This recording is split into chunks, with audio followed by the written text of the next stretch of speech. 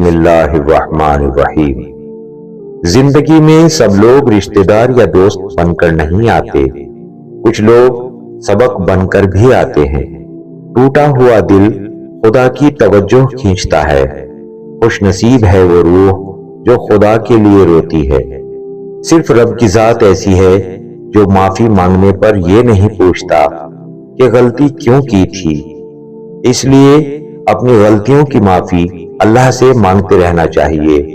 اللہ معافی مانگنے والوں کو بہت پسند کرتا ہے۔ عورت کا پہلا غرور اس کا حسن اور آخری غرور اس کے بچے ہوتے ہیں۔ وہ اپنے آخری غرور کو مکمل کرنے کے لیے اپنے پہلے غرور کو خاک میں ملا دیتی ہے۔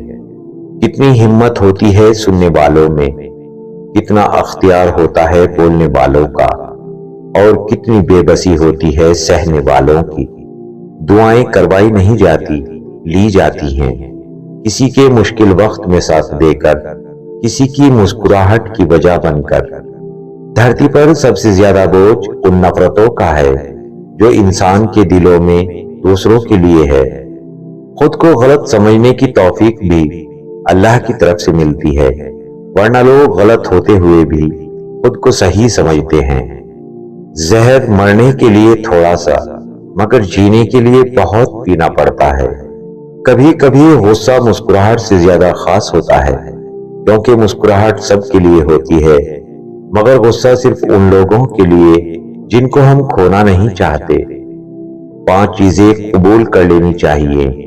1 دوست کا ہدیہ چاہے حقیر ہو، دوسرے ماں باپ کا حکم چاہے ناگوار ہو، غریب کی دعوت چاہے اس میں تکلیف ہو، نصیحت کی بات چاہے کڑوی ہو، نیک بیوی کی محبت چاہے بدصورت ہو۔